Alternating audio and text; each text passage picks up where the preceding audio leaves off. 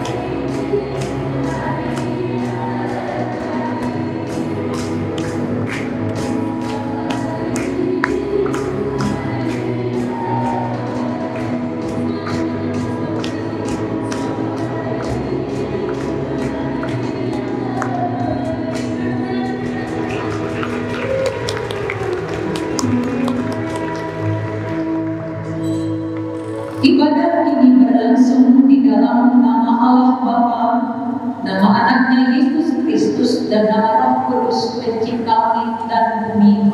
Amin. Tetapi orang yang bertahan sampai akhir akan diselamatkan. Ya Tuhan, berilah kiranya roh kesetiaan kepada kami, supaya kami bertahan menghadapi setiap pergumulan dan kesulitan, supaya kelak kami memperoleh mahkota kehidupan. Marilah kita berdoa. Tuhan yang setia, kasih setiamu tidak pernah berkesudahan, dan rahmat-Mu selalu baru setiap hari. Terima kasih untuk kesetiaan-Mu yang senantiasa sempurna menyertai, memperlengkapi, memulihkan kehidupan kami. Terima kasih untuk setiap aktivitas yang kami telah kerjakan di sepanjang minggu ini. Terima kasih untuk setiap berkat Tuhan secara khusus ketika hari ini kami bisa beribadah bersekutu bersama saudara seiman di kampus kami ini. Terima kasih untuk tempat yang tersedia dan orang-orang yang melayani kami di kampus ini. Terima kasih untuk kebenaran firman Tuhan yang nanti akan kami dengarkan. Biarlah dengan pertolongan Roh Kudus-Mu kami menjadi orang-orang yang memiliki kesetiaan pada Tuhan, pada sesama kami di dalam hal-hal yang Tuhan berkenan. Haleluya. Amin.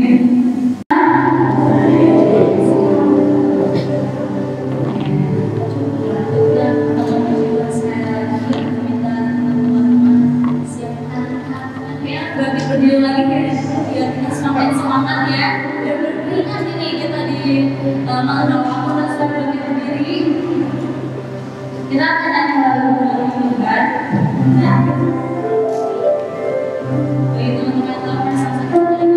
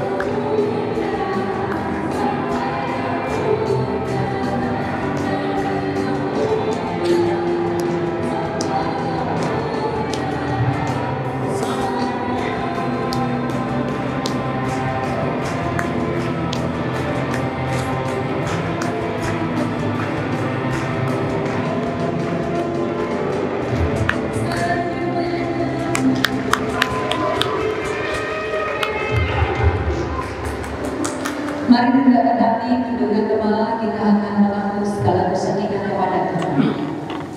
Ya Tuhan, dalam kesalahan kami dikandung oleh ibu kami. Dalam kesalahan kami Tuhan izinkan terlahir ke dunia ini. Hari-hari kami berhubung dengan dosa-dosa kami.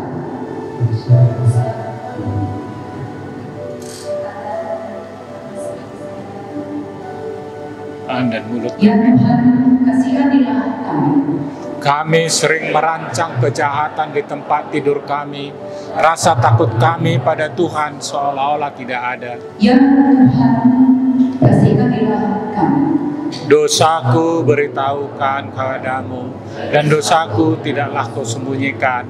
Aku berkata, aku akan mengaku kepada Tuhan pelanggaran-pelanggaranku, dan Engkau mengampuni kesalahan dan dosaku.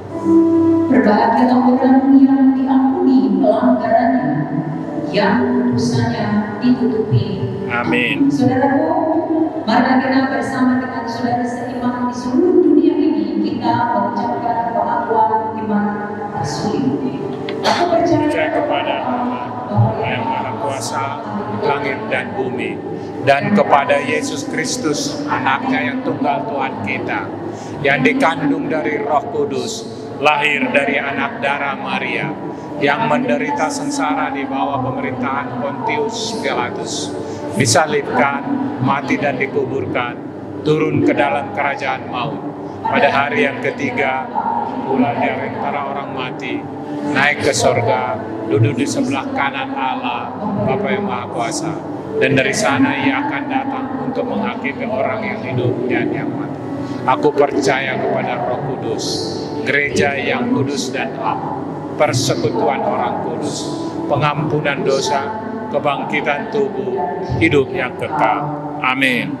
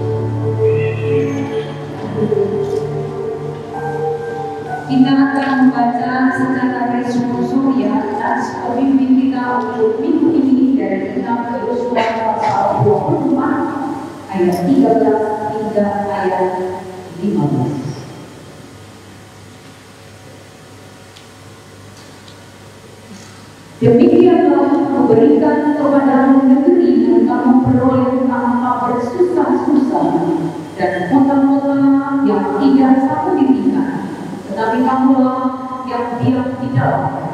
Juga kebun anggur dan kebun zaitun yang tidak kamu tanami, kamulah yang makan hasil. Oleh sebab itu, takutlah akan Tuhan dan beribadahlah kepadanya dengan tulus ikhlas dan setia. Jauhkanlah Allah yang kepadanya nenek moyangmu telah beribadah seberang sungai Efrat dan di Mesir, dan beribadah kepada Tuhan. Ayat 15 kita baca bersama. Tetapi jika kamu anggap tidak baik untuk beribadah kepada Tuhan, pilihlah pada hari ini kepada siapa kamu akan beribadah. Allah yang kepadanya nenek moyangmu beribadah di seberang sungai Efrat, atau Allah orang Amori yang negerinya kamu diami ini. Tetapi aku dan seisi rumahku, kami akan beribadah kepada Tuhan. Berbahagialah orang yang mendengarkan firman Tuhan, merenungkannya dalam hatinya, dan melakukannya dalam kehidupan sehari-harinya. Amin. Amin.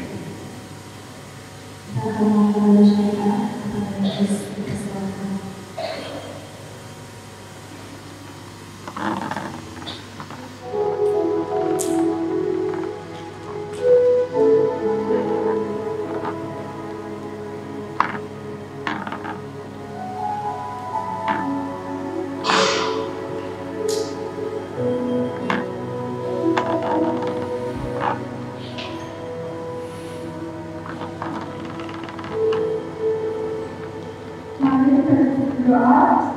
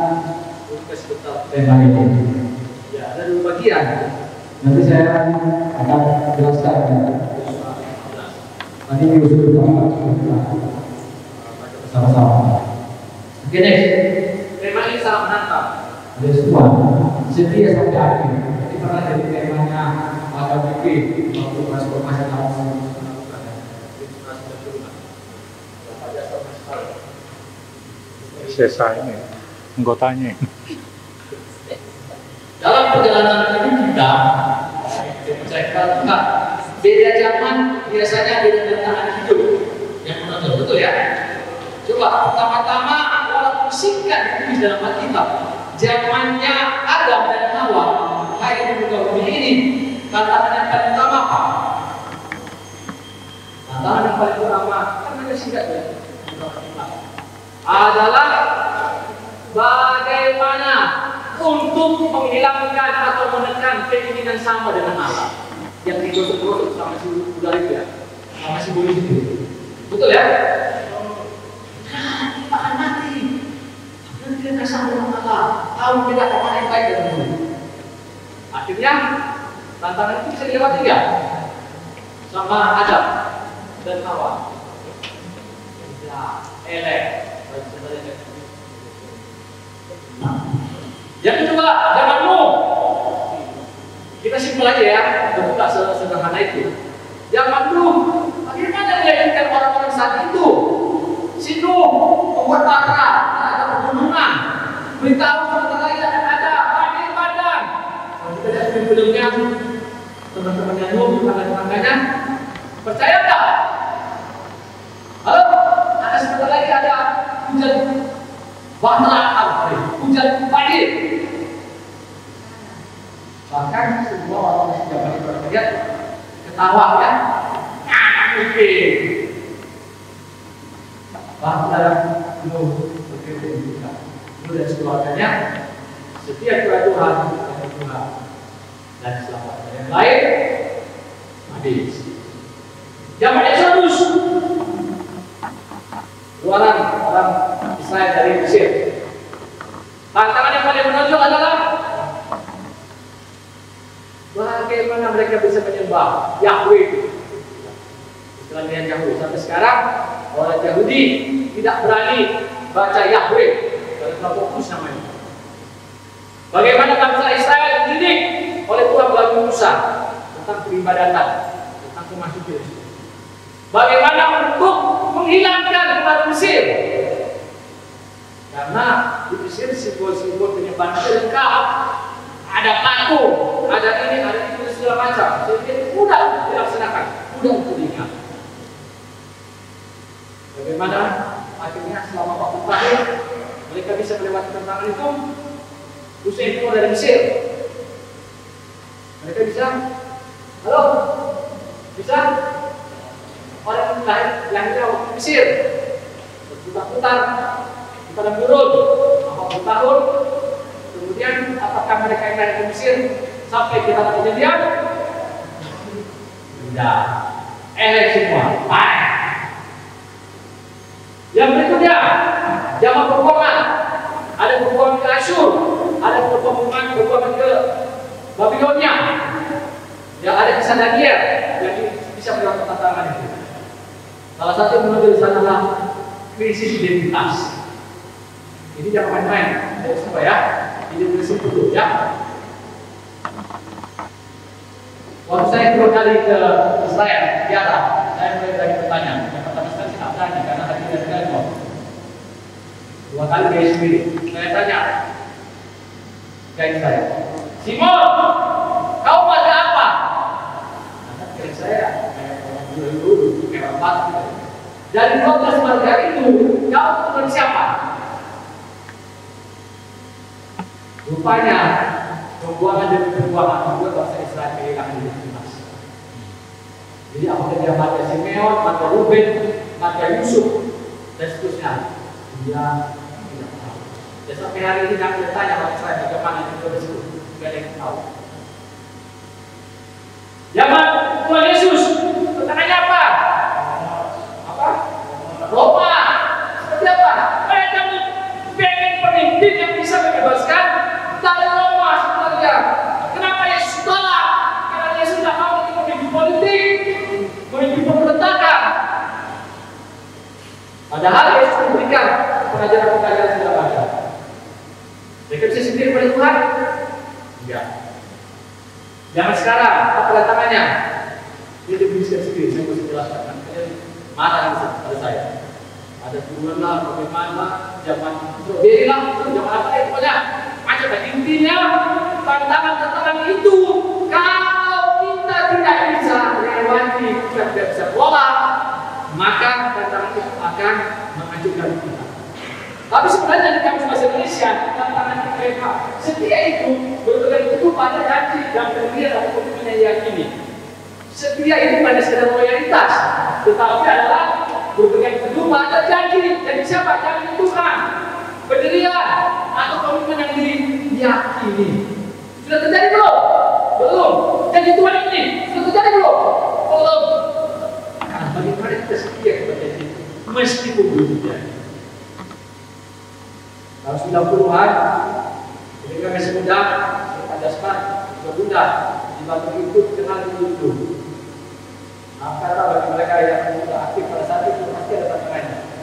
Satu yang ada di Kalong, namanya Dikip yang pada start, satu lagi di Mesir DPP sama. Saat itu tantangan yang paling berat adalah orang-orang percaya didekati oleh cewek-cewek yang non Kristen. Cantik-cantik, gelis-gelis, orang baru itu gelis. Supaya apa? Kali campur. Tujuannya apa? Supaya hati bertahan dari iman. Itu dia. Jadi saya mau sampaikan di sini, setiap zaman ada tantangannya. Persoalannya, ketika kita ada itu, apakah kita setia pada janji Tuhan? Next. Nah, sedikit saya berkesempatan tantangan dan kesetiaan. Ya, kalau bangsa kalau saya Indonesia, tantangan itu sebenarnya ada perspektif positif. Sebenarnya tantangan itu adalah sesuatu yang membuka tekad untuk meningkatkan kemampuan mengatasi masalah. Jadi bagus nih, Profesor untuk definisi itu dari segi yang negatif.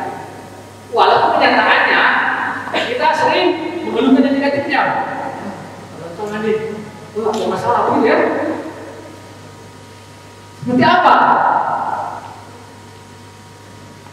Hal yang pokok lagi dalam tantangan dengan kesetiaan. Saya mau cerita yang saya alami. Tanggal 5 di Medan waktu itu jarak sekali ya seperti sekarang. Lari maraton 10 kilo. Waktu itu Panglima Poindehan 1 namanya Pak Susilo Sudarman mengadakan lomba resmi 10 kilo. Hadiahnya bergengsi. Kalau kita daftar dikasih lagi kaos. Kalau sekarang kan kaos itu biasa ya. Nah, saya suka olahraga, tapi jujur saya tidak kuat untuk lari maraton. Hanya karena itu waktu itu rame-ramenya dan saya lihat di radio sudah sekian ribu yang daftar, sekian ribu daftar. Saya tidak daftar. Hanya satu saja tujuan saya, keinginan saya ingin menyentuh garis finish. Entah itu saya orang 1.000 atau 2.000 atau 10.000. Yang penting saya pengen menyentuh finish. Itu saja. Nah, ketika kita dimulai,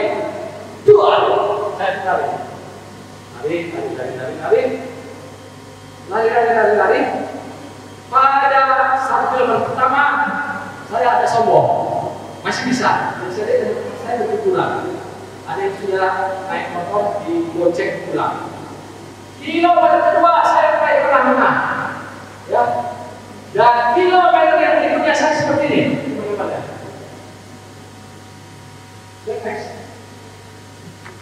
Habis.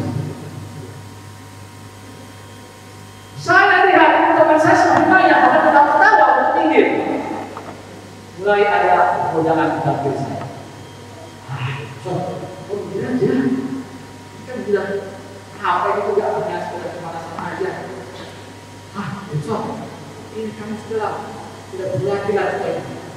Dan ketika suara itu, diri saya mendengarkan suara yang itu dengan saya, apa itu dengan saya itu, lalu saya mulai pelan-pelan.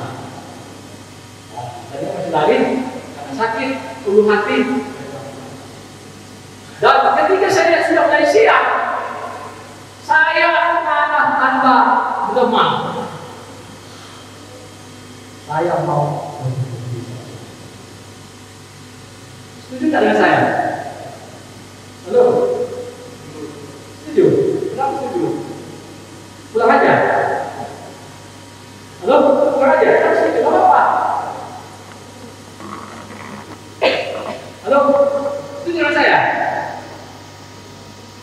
Lalu saya mulai menghatik suara itu. Hands up, gak apa-apa. Kau capek, kasih kita lagi yang kuat. Kan tujuanmu mau sampai finish. Kenapa kau menyerah di tengah-tengah perjalanan ini? Lalu saya berdialog dengan diri saya. Saya coba sudah mau kilometer ke-6, masih jauh ya, 4 kilometer lagi, makin parah. Terus tapi saya kuatkan tekad, saya harus finish. Terlepas saya nanti jatuh, atau sakit, atau terguling-guling, saya harus finish.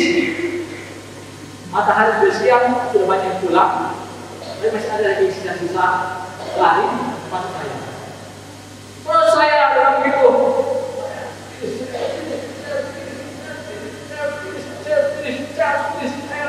Saya akan gila karena melawan kedagingan saya, melawan kelemahan saya, melawan keputusasaan saya, melawan godaan untuk berhenti. Dan terakhir saya ini. Jadi tentang buat cerita.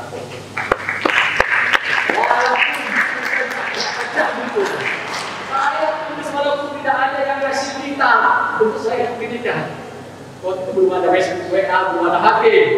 Yang saya lulus, saya taat, saya setia. Dan kebanggaan itu, sukacita itu hanya dalam diri saya. Karena tadi pertama, saya mau masuk. Next. Nah, kembali kepada topik yang saya ini. Setia sampai akhir. Tadi yang dibaca oleh bersama-sama tadi bukan peristiwa, tapi sebelumnya ada peristiwa sebelumnya. 40 tahun sebelum peristiwa itu. Yang kita baca tadi itu adalah peristiwa Yosua akan menghadap Tuhan. Dia meninggal seusia kira-kira 110. Saya mau bagikan dua tokoh ini, Yosua dan Kaleb. Sebelum mereka tiba ke tanah perjanjian yang bagian ya, tidak terjadi. Oke. Sebenarnya dari Mesir kalau mau ke tanah perjanjian itu sudah berjalan kaki 2 minggu itu, membawa orang 2 juta. Betul. Tapi Tuhan ajak melalui rute yang lain. Nah, suatu saat di bawah Musa mereka sudah ada sampai sini di bagian selatan di tanah Negev. Artinya kalau mereka nyebrang itu sudah masuk ke tanah perjanjian. Nah, persiapannya Musa memilih 12 orang, masing-masing dari satu suku Israel, termasuk Kaleb dan Yosua. Untuk ngapain? Untuk mereka nyebrang, melihat di sini tanah perjanjian itu yang dijadikan oleh Tuhan. Apakah keadaannya baik? Apakah subur? Apakah betul ada susu dan madu? Bagaimana keadaannya? Betul-betul kotanya? Kira-kira kalau kita mau berperang, kita bisa tak menghadapi dan seterusnya. Singkat cerita, mereka mengamati, mereka memata-matai selama 40 hari, 40 malam. Setelah itu mereka pulang. Untuk membuktikan kehebatan tanah itu, dibawalah satu dan 2 anggur yang sangat besar, sangat lezat. Kalau saya itu saya penikmat anggur, saya di sini. Ya, mereka datang lapor kepada Musa dan Harun. Lapor Musa dan Harun. Tanah itu sangat bagus, sangat subur. Ini buktinya. Benar janji Tuhan itu dari seterusnya. Bagus, betul, betul. Ini buktinya. Hanya saja, ini penting ini kebiasaan kita. Yang sepuluh orang yang begini, hanya saja penduduk di kota itu ada orang-orang yang kuat-kuat, kotanya berkubu, bahkan mereka kayak raksasa. Kami melihat diri kami kayak belalang.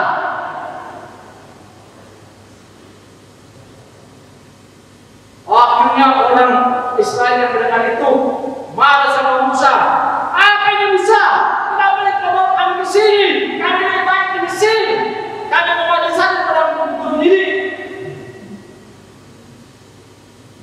Tapi datang kalian sama Yosua. Stop. Ini teman-teman.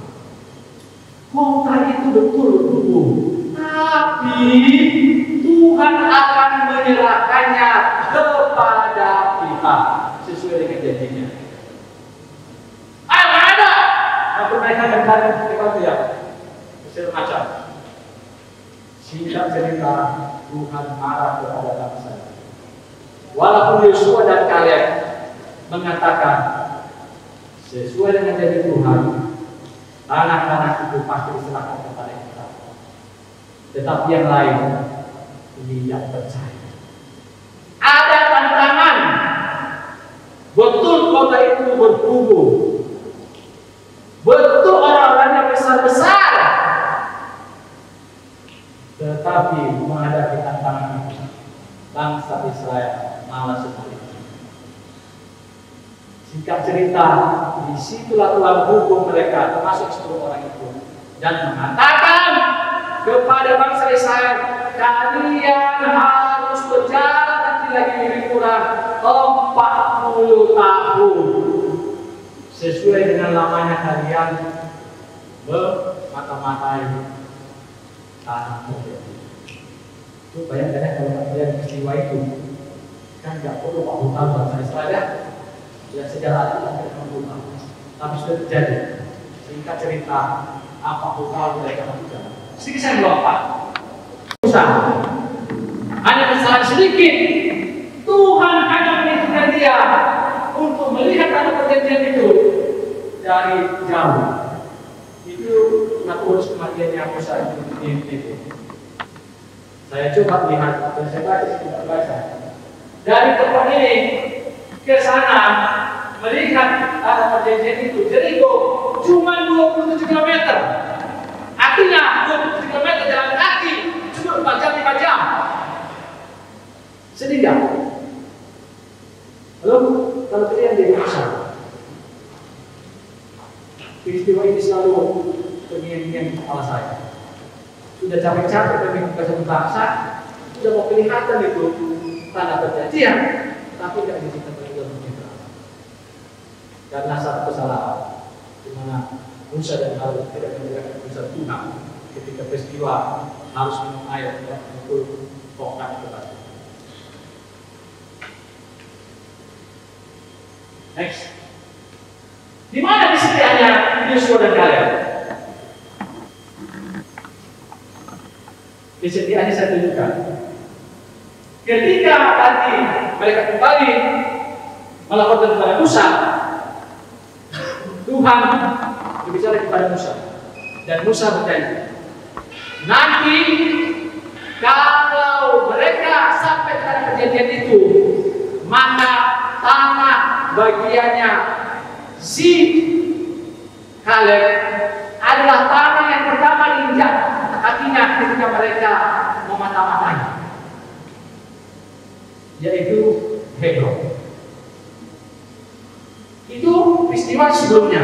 Singkat cerita dari Musa terjadi kepemimpinan Yosua. Yosua yang akan di bangsa itu. Apa oleh Tuhan terus macam singkat cerita masuk pada kita menjadi lewat cerita yang pada itu. Lalu tugas yang berikutnya memakan waktu lebih kurang semua totalnya jadi 45 tahun adalah merebut tanah itu dari orang-orang yang memilikinya. Dan dibagikan ada datanya Simeon, ada datanya Yehuda, jatahnya Reuben, jatahnya Gad, jatahnya Efraim, jatahnya Benjamin, jatahnya Dan, jatahnya Manasye, sampai Zebulun di bagian utara. Yang Aser, Zebulun 6 kali ke suku bagian kepada bangsa Israel. Nah, ketika Aser begitu sudah berlalu 45 tahun, Kaleb ingat janji Tuhan bahwa dia akan memberikan warisan sesuai dengan tanah yang pertama sekali ketika dia jadi itu Hebron. Nah dia menghadap Yosua. Yosua, kau pasti ingatkan waktu itu dari Tuhan melalui Musa. Apa itu? Bahwa Tuhan akan memberikan tanah itu menjadi warisan. Margapun keturunanku. Itu oleh karena itu diberikan sekarang. Saya sekarang sudah usia 85 tahun. Itu ditulis dalam Yosua 14. Sekarang saya 85 tahun, kekuatan saya masih seperti dulu, masih berapi-api, semangat dan luar biasa. Nah sekarang berikanlah warisan itu. Dan Yosua berdoa berkata dia. Itu sebabnya Hebron yang sekarang itu di bagian selatan, di situ kuburan Abraham, ya, dengan Ishak dengan komunitas Israel, itu sekarang adalah warisan yang ada. Walaupun sekarang dikuasai oleh Palestina. Ya. Nah, bicara sampai akhir ada di semua. Itu tidak hanya sekedar bicara sampai akhir sama sekali, Pak. Sampai kapan? Sampai mati. Ya betul sampai mati. Tapi bukan itu maknanya. Ingat ya, di Alkitab itu selalu waktu ada dua kelompok kata yang sering dipakai. Yang pertama adalah kronologi. Kronos. Apa itu kronos? urutan waktu sesuai dengan urutannya. Hari ini Senin, besok Selasa, dan seterusnya. Setahun, 2 tahun, 5 tahun, 100 tahun. Itu kronos. Tapi ada makna yang kedua yang disebut dengan kairos. Kairos itu waktu bukan berbicara soal urutan atau lamanya, tapi bicara tentang peristiwa-peristiwa yang Tuhan izinkan terjadi dalam hidup kita. Dan kalau kita mengambil kesempatan itu, akan ada dampaknya.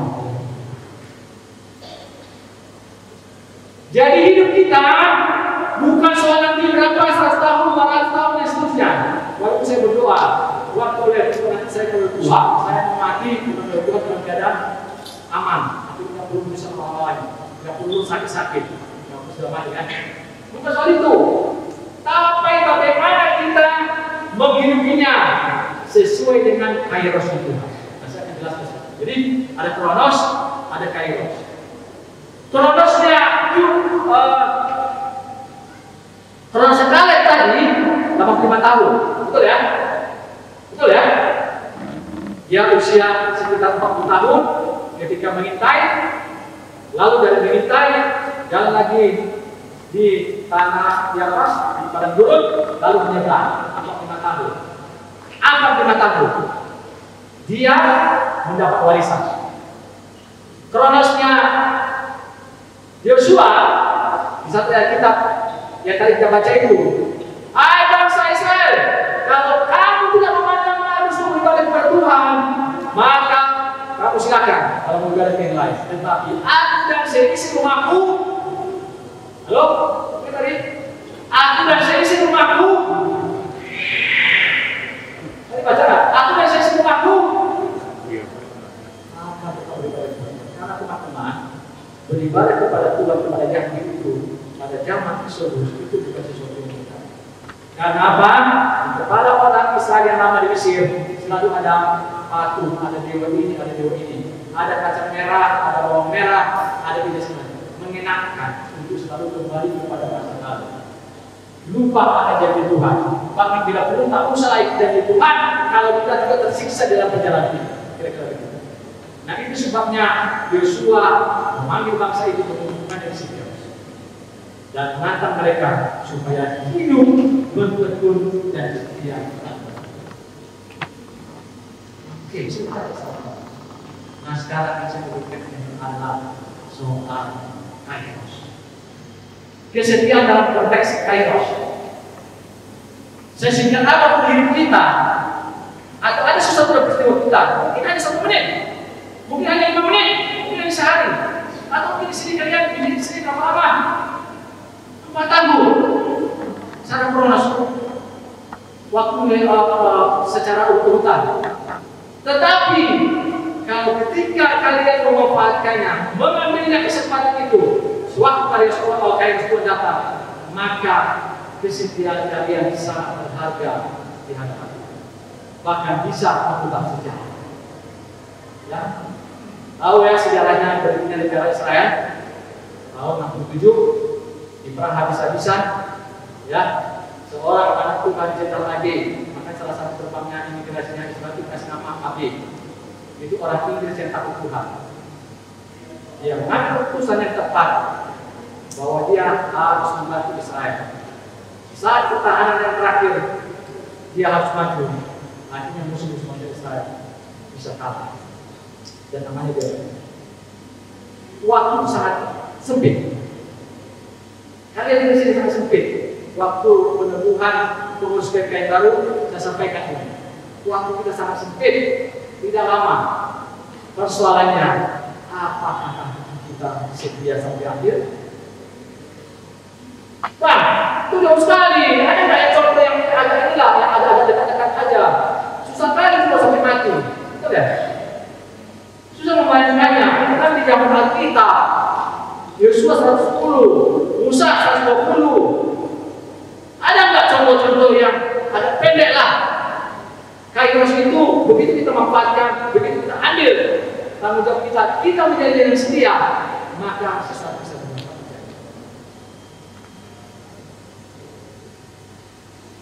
Nah, saya kasih contoh. Saya akan berkendali. Waktu saya karena sebagai dia nggak tentu, bisa bertugas setahun, bisa 2 tahun, bisa 5 tahun. Ya. Karena kebiasaan saya di mana-mana saya selalu pelayanan, ketika sampai berkendali saya bingung. Peran saya itu apa? Ada benda di sini. Nah, saya bingung. Apa Tuhan? Nah, suatu saat saya dipertemukan oleh anak buah saya dengan seorang pendeta namanya Pak David. Itu ada saya. Bawa dia dulu dari mana? Pak David ini saya dengar dia. Tidak masuk akal saya. Bapak dari mana? Saya orang buah hati namanya Surabaya. Terus Bapak kenapa di sini? Kan jauh dari ini. Ya saya dapat panggilan. Panggilan apa? Mau memelihara anak yatim. Terus siapa sponsornya? Nggak ada. Terus diketahui oleh kepala dinas provinsi sosial apa? Dinas sosial itu? Enggak. Saya bingung. Benar itu panggilan Tuhan? Benar. Terus gimana modal awalnya? Nggak tahu. Saya nggak punya. Nama sediakan saya. Lalu saya punya 30 anak dipelihara. Itu dari jalan. Ya, dia pendeta sebenarnya, tapi pendeta itu nggak pelakon ini. Tapi bagi dia, karena panggilannya dia punya sebagai pendeta jemaat. Saya terharu sekali. Anak yang 3 orang campur baur dengan anak yatim piatu yang dipelihara itu. Ini saya tidak nggak bakal lama. Tidak ada pendanaan dana, tidak ada sponsor. Kalau saya sisihkan sebagian bagi saya satu dia 30 anak, kasih nama saya di mana? Coba itu saya mestinya. Itu anak-anaknya ada berkumpul supaya bisa akhirnya dimakan. Terus makannya seimbang, dijaga, setelah sedikit. Nanti jatuh supaya bisa cukup. Lalu saya tanya kepada beliau, apa yang mesti saya lakukan? Anaknya semua ada SD, SMP, SMA. Apa? Yang saya lakukan ini? Setelah saya melihat begitu, begini aja, Pak. Saya sediakan waktu hari Sabtu mengajar les pelajaran yang susah untuk anak-anak. Apa itu? Matematika, betul ya? Betul ya? Betul ya? Fisika, sama kan itu kampung kita dari sana. Bahasa Inggris. Oke, gini Pak, saya akan menyampaikan, tapi konsepnya bermain. Jadi saya selalu pas-pas karena saya keluarga baru, saya sendiri. Ya, bermain dengan mereka, modalnya gelas kaca dan apa tempat minum itu untuk mengajarkan 2 variabel tidak diketahui. Gimana caranya ini? Saya sudah pilihkan. Ada pilih nggak? Nggak. Ada kaca nggak? Ada timbangan nggak? Ada. Kan berhasil timbang supaya dananya. Ayo kita coba 2 piring tambah 1 gelas berapa gramnya? Lalu 1 piring dengan berapa gelas? Berapa yang beratnya? Nah, begini caranya. Dihitung berapa berat piring, berapa berat gelas. Pengetahuan. Mereka senang sekali. Sejak saat itu saya jadi menulis mereka dengan cara bermain. Tidak ada buku, tidak ada. Dia hanya bermain, termasuk bahasa Inggris. Ya walaupun bahasa Inggris saya kacau balau, banyak dari bermain. Sangat singkat waktu itu, ya. Lalu itu kemudian dan saya betul tanpa dugaan saya lagi asik baru perkenalan daerah operasi. Cuma 1 tahun 1 bulan saya dipindah lagi ke Papua. Dan yang membuat saya terharu, anak-anak didiknya, ada yang sarjana, jadi guru, dia berharapan, dia berharapan, dan mereka jadi guru di tempat kecil, termasuk Papua Selatan. Bekerja sama dengan itu guru.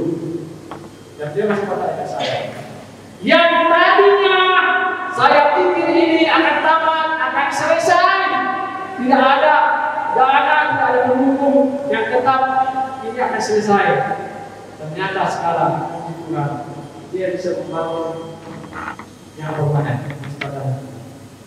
bisa rencana dia 2 bidang. menampung lebih banyak anak lagi. Sampai sekarang saya harus itu. Ya, saya ingin bersemangat. Waktu saya diaji tentang, gak banyak bisa lakukan. Tapi kain terus itu saya ambil. Ya, saya ingin menunjukkan bisnis saya kepada Tuhan. Walaupun tidak ada orang yang lihat. Ya, nggak ada. Maka saya sebagai petinggi dari di sana itu nggak usah lah. Sampai hal seperti itu cukup ditangkap, tulis antara kita kecil, pasti cuma itu aja. Tapi saya lakukan dengan sendiri. Dan nanti kalau dia main-main ke cari itu rumah kita namanya. Jadi dalam David, jadi rumah kita lagi. Ya, di sana sudah berdiri juga panti asuhan. Hanya dimulai dengan kesetiaan akan aku. Terakhir saya akan share kepada adik semua. Ketika kita mengikuti Tuhan, tidak mudah. Kita pasti dikalahkan dengan tantangan. Dan tantangan yang paling besar adalah diri daging kita. Saya lari 10 km, baru 1 km sudah mau melihat orang lain asing-asing di sana melakukan TV tapi berdoa. Saya pengen seperti mereka, melupakan tujuan, betul? Dan seterusnya. Pasti kalau kuat tidak memiliki kesetiaan. Siapa yang melihat? Saya juga bisa lihat kalau ibu sedang menolak, sedang menangis, ada persoalan, ada air mata, ada persoalan yang ditutupi, nggak ada dalam kelas. Saya nggak tahu, saya terbatas. Ibu tetap batas, kecuali Tuhan. Dan kita itu tidak. Biasanya apa yang kita lakukan? Halo, apa biasanya yang kita lakukan? Mengasihani diri sendiri. Betul ya? Udahlah, memang saya begini. Sudahlah, aku nggak mau capek-capek, kan penghargaan kau. Aku kok tadi mau apa? Bikin kakek segala macam, enggak kan dia enggak. Tidak ada juga dia namanya dari ibu bunda. Lihat kan? Tidak betul ya kan? Apa itu? Tadi saya sudah tadi agak dekat tadi. Di sini terus saya ada. Ya. Apa yang bisa kita lakukan? Mulai cari pekerjaan. Apa yang lakukan lagi? Seperti bangsa Israel. Udah bikin patung anak sapi emas, kita sembah. Dibikin lagi kan? Ya, bukan masalah cerita kan? Ya, peristiwa itu Sinai. Ya, mulai. Mana ada makanan yang bosan ini? Mana tiap hari, mana tiap hari, mana tiap hari. Usaha saya kami pengen makan daging puyuh. Wah, kayak daging. Tuhan lakukan.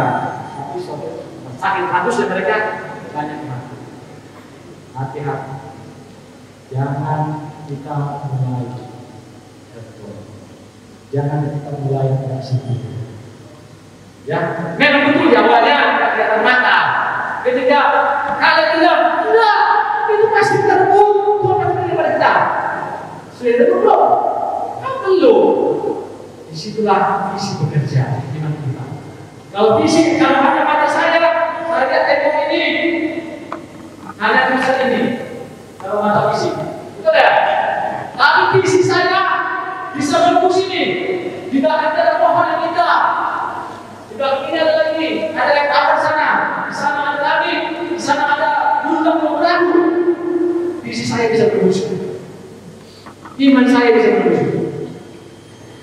Jadi jangan hanya membuat keputusan hanya karena sebatas anak, hanya sebatas kacang merah, mangkok, kacang merah. Masih ada istilah itu? Siapa itu? Apa? Esau. Karena dia lapar, harus pakai punya butong, tapi kehilangan hak keseluruhan. Nah, sekarang saya berkata lagi. Di Jakarta Start di pensiun masih kayak kaya, masih tetap semangat di Tuhan. Secara polos, karena cara kaya terus. Apa itu jika tidak dituliskan? Mereka tahu. Apakah mau menggunakan itu kaya terus itu, atau mau persoalan itu?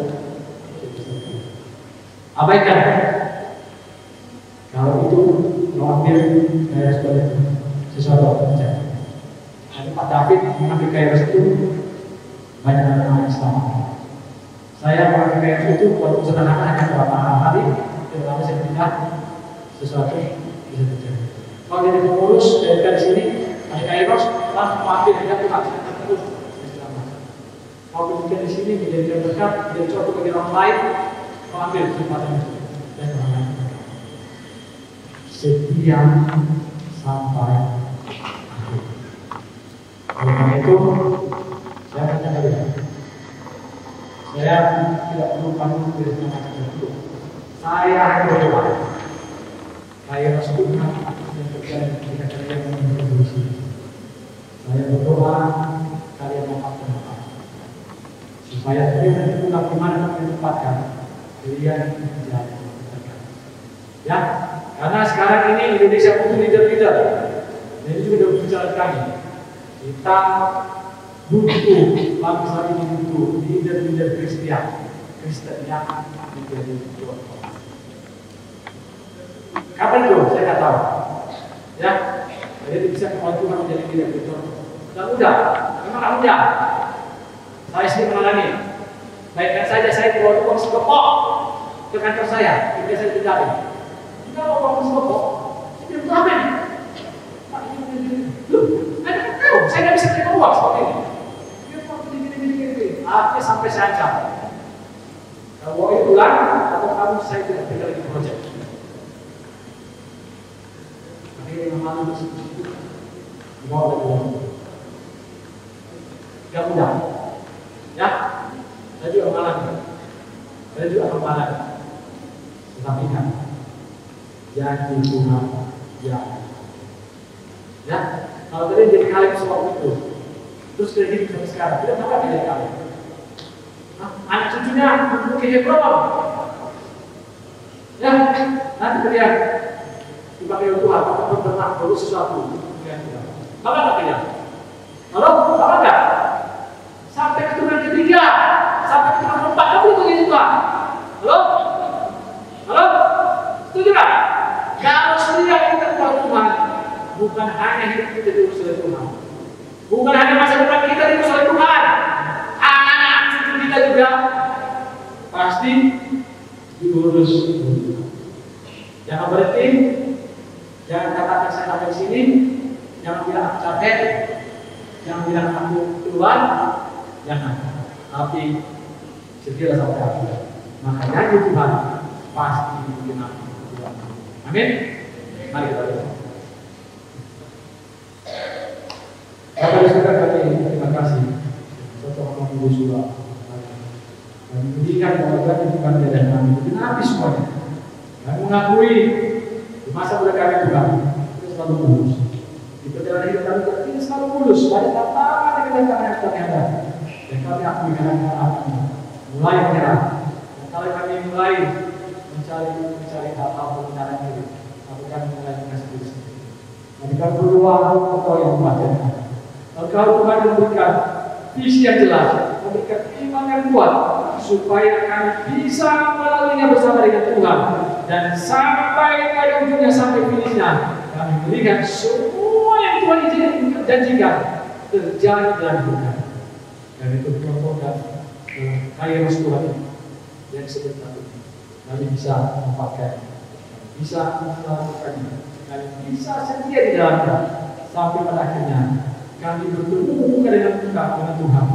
Kami bisa berkenalan dengan Yesus sampai dengan kami bertemu dengan Bapa dan Roh Kudus yang tidak mau kami sama dengan. Terima kasih Bapa. Terima kasih kamu sudah bicara dan kamu berdoa pada hari kami yang ada di tempat ini. Yang mungkin saat ini banyak pergumulan, yang mungkin saat ini belum mengalami tantangan yang tidak tangan dari hidupnya, yang kira-kira seolah sudah mulai menyerah. Kami berdoa Tuhan yang berikan jalan keluar berikan pertolongan-Mu, berikan mujizat ya Tuhan, supaya mereka mengalaminya dan mereka diteguhkan dalam dunia untuk setia sampai akhir. Jadi kami akan syukur hanya di dalam nama Tuhan Yesus. Amin. Ini tadi di saksian itu awal cerita bahwa itu kan membuat aku bertumbuh. Nah, saksianku itu tentang mengenal Tuhan. Ini jujur aja ya. Tuhan itu sebenarnya membingungkan bagiku. Sebenarnya aku itu bersyukur bahwa aku mengenal Tuhan. Aku mengenal Tuhan, benar-benar mengenal Tuhan itu sejak masa perkuliahan. Kejadian itu bermula ketika diriku ini bergerak baca Alkitab di kelas 10. Nah, kalau ditanya apa yang menggerakkan aku baca Alkitab, sebenarnya aku tidak bingung mau jawabnya gimana. Tapi ya itulah, baca Alkitab itu susah. Jadi meski kita semangatku, kita bilang fokus dan bosan sama baca Alkitab, jadi teman-teman jangan itu masih terjadi waktu kita mengalami yang baca Alkitab. Nah, tapi diriku waktu pada saat itu tetap konsisten melakukannya setiap hari ke Meriko. Nah, gara-gara kejadian itu, pengetahuanku tentang Alkitab makin berkembang. Terus, bapakku sampai kaget kan, kok tiba-tiba anak ini bisa rajin baca Alkitab. Terus, selain pengetahuanku, imanku juga mulai bertambah. Aku jadi makin kagum dan percaya kepada kuasa Tuhan dan perkataan firman-Nya. Terus ditambah saat itu juga aku mengalami suatu mukjizat. Suatu mukjizat ini menarik. Kenapa? Karena dia terjadi secara beruntun dalam periode waktu tertentu. Jadi apa yang meminta Tuhan kabulkan, apa yang pertanyakan Tuhan jawab. Kalau teman-teman ada yang tahu kita maka Tuhan akan berikan, itu ayat yang ini. Nah itu membuat aku kagum dan percaya bahwa Tuhan itu nyata. Karena tidak Tuhan jawab gitu. Dan besar kuasanya. Dan dia adalah Tuhan yang peduli akan kebutuhan-kebutuhanku. Nah, kejadian-kejadian itu menjadi salah satu kenangan terbaik dalam hidupku yang menikmati. Dan saat-saat itu Tuhan terasa dekat denganku. Nah, tapi ada tapinya nih. Kan tadi dibilang di awal, aku sebenarnya Tuhan bagiku Tuhan itu menghitungkan. Kenapa menghitungkan? Kenapa? Karena aku juga kesel sama Tuhan. Bikin cerita, aku dulu tuh punya masa lalu yang terbaik. Dari TK sampai SMA, aku orangnya sering sendiri. Terus, jadi masa lalu itu membuat aku jadi orang yang minder, susah bergaul, dan tidak punya banyak teman dekat. Aku jadi sering merasa kosong, hampa, kesepian, sampai sekarang bahkan. Dan itu membuat aku susah sama Tuhan. Ditambah, ketika aku mengikut Tuhan, berarti ada semudah itu. Mengikut Tuhan itu berarti harus menjadi berbeda dengan dunia. Menjadi terang tengah kegelapan. Contoh, orang lain merokok pakai vape, aku enggak. Orang lain konten, aku enggak. Orang lain berkata-kata kasar, dengan kata-kata negatif, aku enggak. Dan seterusnya. Namun, sebenarnya yang paling buat aku kesel adalah ketika Tuhan membiarkan mataku melihat hal-hal gelap yang terjadi di sekitarku dan mendengar hal-hal buruk setiap hari. Nah, di sini aku jelas sedikit maksudnya hal gelap seperti apa sih? Tadi, rokok, vape, nah gilanya sekarang tuh itu udah kayak oksigen ya. Nah, jadi, oksigen yang Tuhan kasih itu gak cukup. Ternyata masih perlu rokok ya. Padahal oksigen udah dikasih gratis sama Tuhan. Terus sama narkotika, pornografi, konten seksual, omongan seksual, seks bebas. Terus ada cerita juga di kos lamaku itu ada cowok yang itu sama ceweknya, tapi benar-benar di atas, cowok di atas, cewek di bawah, aku benar-benar yang titik di jalan gitu. Terus apalagi pacaran beda agama, terus juga pacaran tapi belum dewasa. Terus lagi ya, berkali pacar udah, oke. Itu juga gak sehat. Terus aku juga melihat bahwa sedikit dari kita yang menerima, padahal semua dari kita pengen diterima. Sedikit yang peduli, tapi semua mau dikerjakan. tidak menolong, tapi semua mau ditolong. Aneh kan? Ketulusan dipelintir, kelamaan jadi sepi. Kebaikan pujar, keadilan dan kebenaran diserong. Kerendahan hati jadi copak sombong. Terus ya tadi sedikit yang berkata baik, kata-kata kasar dan kata-kata yang negatif banyak diucapkan. So aku bertanya ke Tuhan, di mana ketulusan, di mana kelamahan, di mana kebaikan, keadilan dan kerendahan hati, di mana kasih yang terus ikhlas. Disitulah yang akan aku kesal Tuhan. Nah, ketika aku mengenal Tuhan, sebenarnya aku ingin sekali orang lain juga mengenal Tuhan. Ketika aku berhasil berperilaku baik sesuai firman Tuhan, aku juga rindu orang lain untuk menghidupi firman Tuhan itu. Namun seringkali, yaitu aku terbatas, aku hanya dua. Kadang aku mengenal juga susah, aku nggak bisa berubah kondisi gelap di sekitarku. Semua itu membuat aku sedih. Aku sedih kenapa? Karena aku kasihan melihat orang lain jauh hidupnya dari Tuhan. Nah, sekalipun demikian, Tuhan yang membingungkan aku itu ternyata tetap sayang kepada aku. Kasih Tuhan itu ternyata terlalu besar bagiku. Dia itu mau agar aku percaya dan berharap kepadanya. Jadi Tuhan itu sebenarnya bukan sosok yang mudah dimengerti. Itu sebabnya Tuhan ingin kita terus belajar mengenal Dia, terus memiliki hasrat mencari Tuhan. Sebagai penutup, aku mau ajak teman-teman untuk mulai mencari Tuhan dengan pertama tadi seperti di awal membaca Alkitab dan berdoa tiap hari agar kita bertumbuh. Kenapa baca Alkitab? Karena di Alkitab itu ada perintah Tuhan. Kita berkata, kita mau melakukan kehendaknya, tapi kita tak tahu kehendaknya di mana. Jelas-jelas tertulis di dalam Alkitab. Gitu. Kenapa berdoa? Karena kita harus menjalin komunikasi dengan Tuhan. Dan ketika kita baca Alkitab, kita juga harus perlu meminta pengertian dari Tuhan, karena Tuhan itulah pengertian itu sendiri. Terus juga apa berdoa? Karena kita perlu tuntunan. Kita nggak bisa berjalan sendirian. Kita itu manusia yang lemah. Kita perlu tuntunan Tuhan untuk jalan kehidupan sehari-hari. Jadi mengenal Tuhan itu sudah proses. Aku ingin teman-teman semua, baik yang mendengar atau tidak mendengar, untuk mulai saat ini. Untuk dimulai teman-teman. Kita perlu lakukan itu sampai akhir hidup kita. Jadi seperti pembayaran tadi, setia sampai akhir. Itulah yang aku alami ketika hidup Tuhan Yesus. Yang aku bisa saksikan saat ini. Terima kasih Pak.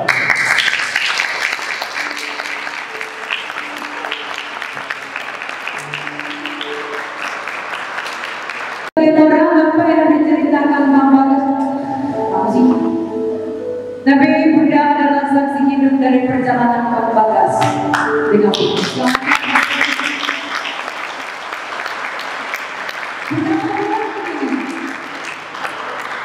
Bang Bagas adalah salah satu bukti menjadi berbeda itu memang sulit tapi tidak mustahil. Itu alasan kenapa di kelas agama, di ibadah-ibadah, dalam keseharian, interaksi Bunda dengan kalian, Bunda terkenal dari dulu ekstrim. Bunda ada untuk kalian. Bunda mengerti, Bunda mendengarkan, tapi ketika itu sesuatu yang membawa kalian akhirnya jauh dari Tuhan, Bunda tegas dengan kalian. Bunda mengasihi kalian, tapi Bunda menolak hal-hal yang akan merusak kalian. Dan Bang Bagas, Bunda saksi dari perjalanannya, naik turun, dan Bunda jujur bahagia kalau sekarang dia mengambil bagian dalam pelayanan di rumah kita. Sekarang dia apresiasi dulu. Dan itu sudah satu yang sama. Bunda juga spesial mempercayakan seseorang kepada Bang Bagas untuk dia bisa muridkan. Jadi Bunda benar-benar minta bantuan secara khusus kepada Bang Bagas memuridkan seseorang yang datang pada Bunda karena rindu mengenal Tuhan. Kesimpulannya Bunda mau katakan, kalau Bang Bagas bisa, kenapa kita tidak? Karena cerita Tuhan sama bagi kita. Oke aku, semangat ya, tetap setia sampai akhir. Selanjutnya kita akan dengarkan kesaksian pujian dari UPF kita.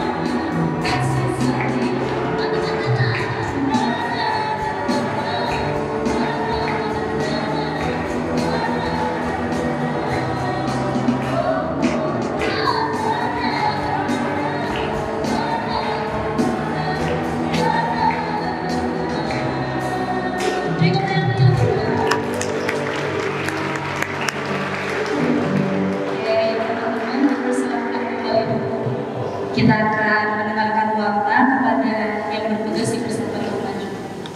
Perkenalkan, aku Niko dari F3 selaku ketua komite akan membawakan warta minggu kita pada minggu ini. Ada 11 poin. Poin pertama, pada hari ini tanggal 16 Maret 2025 kita mengadakan ibadah minggu dengan tema setia sampai akhir yang diambil dari Yosua 14 ayat 10 sampai 14 dan Yosua 24 ayat 13 sampai 15. Poin kedua, dan pada minggu ini jumlah jemaat PMKTLU berjumlah lebih dari 120. Poin ketiga, Minggu depan tanggal 23 Maret 2025 seperti biasa kita akan ibadah minggu masuk jam 10 pagi di gedung Tamar. Minggu 4 minggu depan yang mulai ibadah minggu itu PMK UPTS. Minggu depan UPTS. Itu siapa yang UPTS? Yang kelima, bagi jemaat yang belum konsensi, kami akan dapat kembali QR di sini. Yang belum konsen.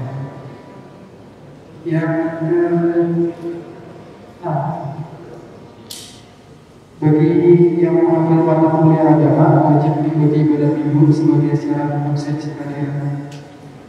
Yang ketujuh, pada hari Senin 17 Maret jam 18.30 PMK UPTS mengadakan ibadah jemaat di GSB VTB. Dengan sukacita kami mengundang saudara semua untuk ikut bergabung dalam acara ini. Untuk posternya akan ditampilkan di depan. Dan yang kedua, pada hari Kamis 20 Maret 2025 jam 6 sore PMK UPTS juga mengadakan ibadah terbuka pengurusan dengan tema Fear not for your season and make worthy. Dengan sukacita kami mengundang saudara semua untuk ikut bergabung dalam acara ini. Untuk tempatnya akan dikonfirmasi melalui PMK dan Instagram PPKS. Posternya ada di depan. Yang ke-9, pada hari Sabtu 26 Maret 2025 jam 12.30 divisi KK atau kelompok kecil mengadakan ibadah pemuritan bagi seluruh pengurus PMK. Dengan sukacita kami mengundang saudara semua untuk ikut bergabung dalam acara ini. Dan acara ini bersifat wajib bagi seluruh pengurus untuk posternya dan QR pendaftaran akan dilakukan. Yang 10, kami sedang membuka kembali open dengan panitia FPT. Kalau belum ada tahu, FPT itu mengenang pengorbanan Yesus. Itu panitia jemaat. Dan hari ini adalah terakhir pendaftarannya untuk posternya dilakukan lagi. Dan yang terakhir yang ke-11 ini adalah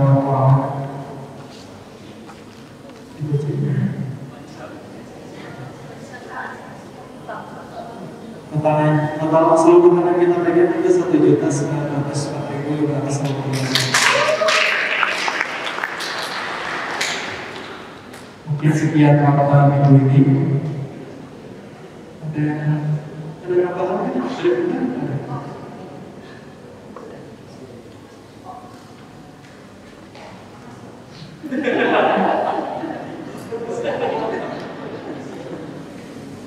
Sudah terdengar kata, itu kita akan menyanyikan nama kita untuk semuanya bangkit berdiri dan lebih semangat lagi.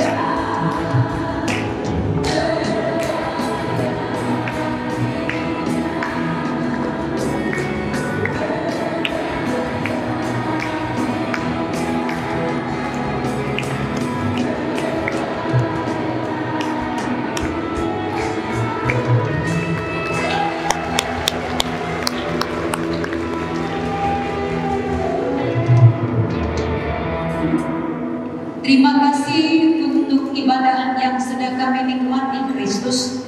Terima kasih untuk praise, worship, kesaksian, juga kebenaran firman Tuhan yang sudah kami boleh dengarkan. Terima kasih untuk persembahan yang sudah dikumpulkan dan tangan yang aman beri.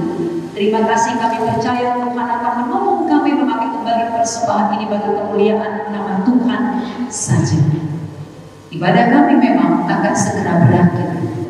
Kami sangat percaya cinta kasih-Mu tidak pernah berakhir bagi kami. Biarlah itu yang terus-menerus memotivasi kami berlari mengejar perkenan hati Tuhan dan hidup dalam kesetiaan sampai pada akhirnya. Dan dengarkanlah kami Kristus ketika kami bersama-sama mengucapkan doa yang Engkau ajarkan kepada kami. Kita mengucapkan doa untuk kami yang di surga. Kami yang di surga, dikuduskanlah nama-Mu. Datanglah kerajaan-Mu, jadilah kehendak-Mu di bumi seperti di surga. Berikanlah kami pada hari ini kami yang sunnah, dan ampunilah kesalahan kami, seperti kami juga mengampuni orang yang bersalah pada kami.